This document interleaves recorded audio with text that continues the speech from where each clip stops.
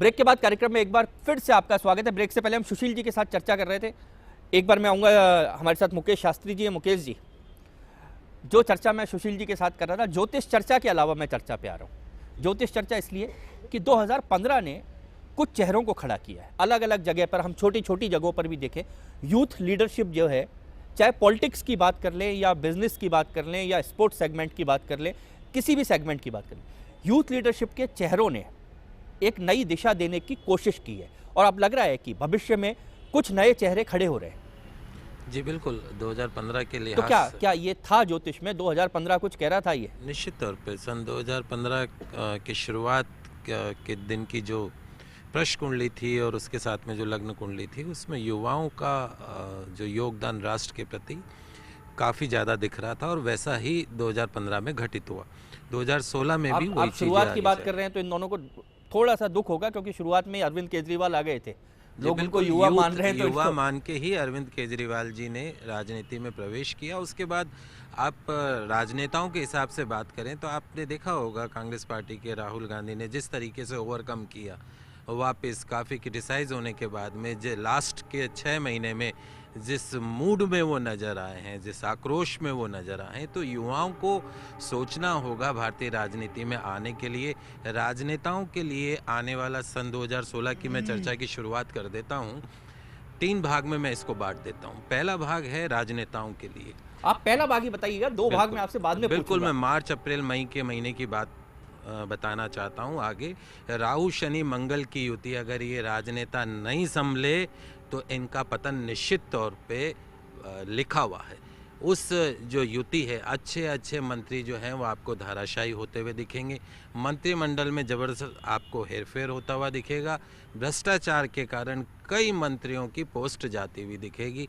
इनको समझना होगा, इनको शुचिता का पालन करना होगा, इनको जनता से किए हुए वादों को पूरा करना होगा। एक दूसरे से लड़के जनता का भला नहीं किया जा सकता है। मैं अभी जस्ट बाहर से आया हूँ। बाहर जितना रिसेशन मैंने देखा है, गल्फ़ कंट्रीज़ में अभी जाके आया हूँ, अमेरिका में जाके आया हूँ, जितना रिसेशन देखा है, हम तो धन्य हैं कि हिंदुस्तान में कम से कम हमें ऐसा रिसेशन देखने को नहीं मिल रहा है। एक नौकरी के लिए हम जाते हैं तो कम से कम 10, 15, 20 हज़ार की नौकरी तो मिल जाती। बाहर के हालात यदि आप जाके देख लें, कहते हैं कि दूसरे की थाली में घी हमेशा ज़्यादा नज़र आता है। एक बार उस घर में तो घुस के देखिए, बाहर जाके देखिए, आपको पता पड़ेगा।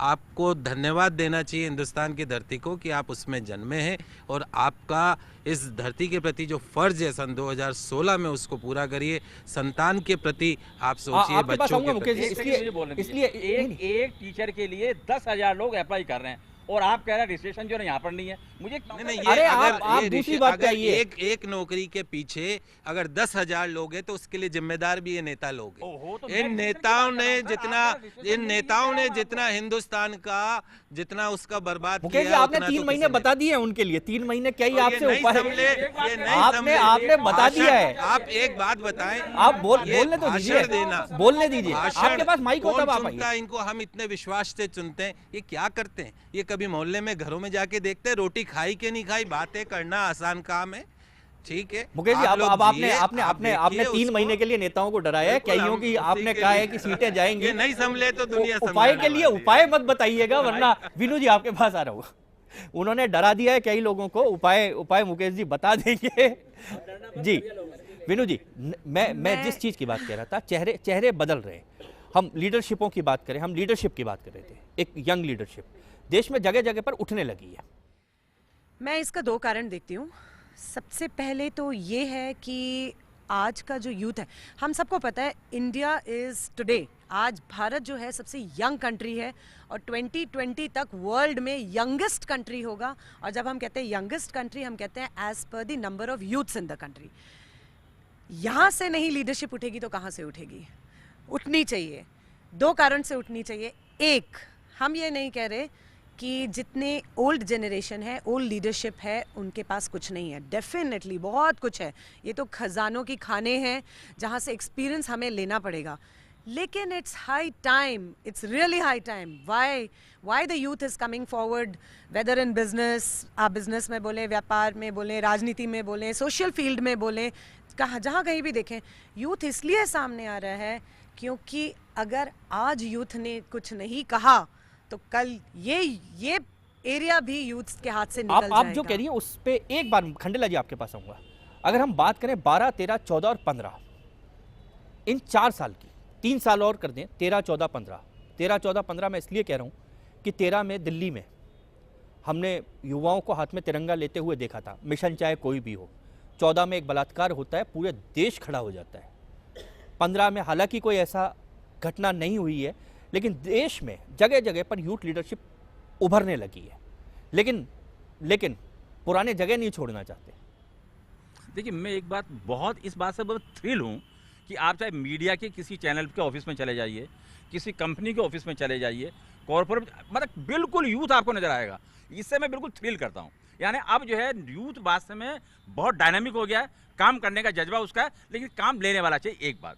दूसरी बात मैं कह रहा हूँ, जितने आईएएस और आईपीएस जो नए बने हैं, उनके जिस तरह के कारनामे, यानी करिश्मा कहना चाहिए, वो हमारे सामने आ रहा है। उससे लग रहा है कि यूथ वास्तव में कुछ ना कुछ टर्न देना चाह रहा है। तीसरी बात मैं ये कहना चाह रहा हूँ कि यूथ को अगर सही दिशा दी जाए तो मैं समझता हूँ कि वो अपने आप में जो क्रांतिकारी परिवर्तन कर सकता है। क्रांति की बात नहीं कर रहा हूँ, क्रांतिकारी परिवर्तन कर सकता है। और मैं इसको एक सिंबल के रूप में देख रहा हूँ केजरीवाल को।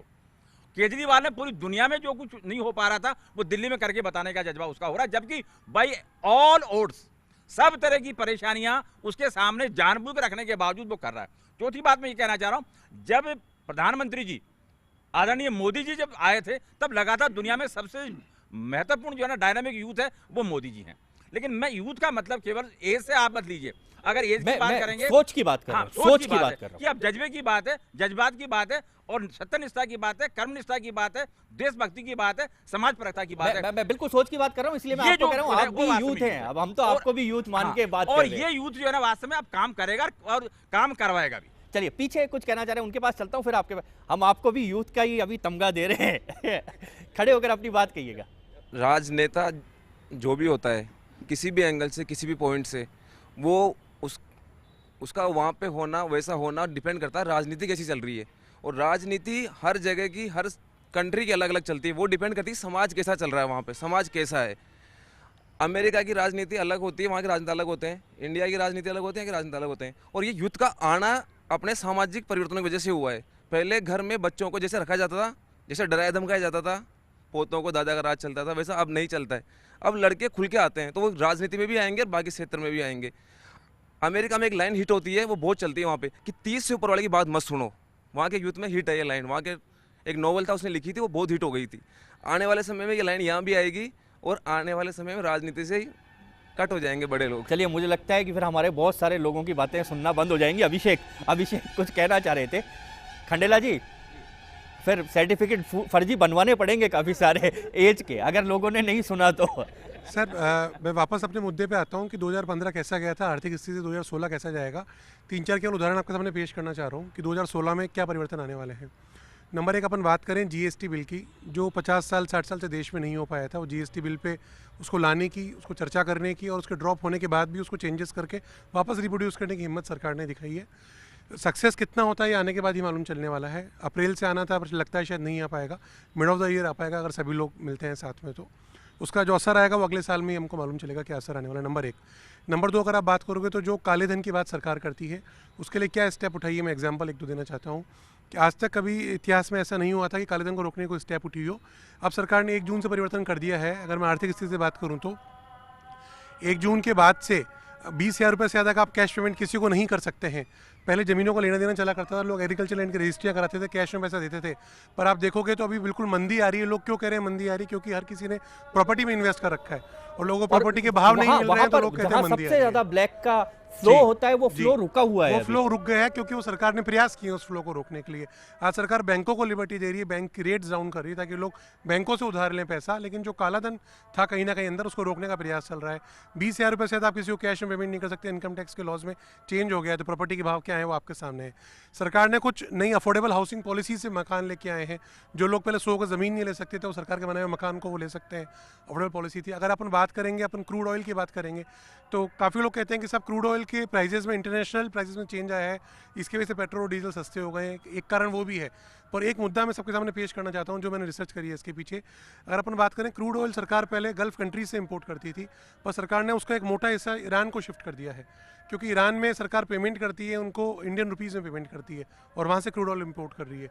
गल्फ से अपन पेमेंट करते थे, अपन उसको डॉलर देते थे। सर ये एक बहुत उदाहरण थे जिसको देख के लगता है कि 2015 में सरकार ने काम किया है, और सकारात्मक सोच से अगर सोचेंगे आप और इम्प्लीमेंटेशन कर पाएंगे उन चीज़ों को तो 2016 अच्छा ही जाने वाला है। लेकिन वापस से वही कह रहा हूँ, अगर पॉलिटिकल सोच रही कि सरकार की टांग ही खींचनी है, काम नहीं करने देना है, चाहे वो बीजेपी सरकार हो, चाहे कांग्रेस की सरकार हो सर, चाहे वो आपकी सरकार हो, सभी सरकार को ऑब्जेक्ट ये रहना चाहिए कि जब तक कंट्री या जब तक राज्य आर्थिक रूप से सक्षम नहीं रह पाएगा, जब तक जनता का भला नहीं हो पाएगा। चलिए अभी एक ब्रेक लेते हैं और ब्रेक के बाद काफ़ी सारी हमने चर्चा कर ली, आपस में छींटाकशी भी कर ली, लेकिन अब हम लौटेंगे कि हमारे जो फील्ड हैं, नहीं ये चर्चा हम राजनीतिक छींटाकशी की बात कर रहे हैं, लेकिन अब जब हम ब्रेक के बाद लौटेंगे तो हम चर्चा करेंगे संकल्पों की। हम जहां काम करते हैं आखिर किन संकल्पों के साथ देश 2016 में आगे बढ़ेगा, हम ये चर्चा करेंगे ब्रेक के बाद।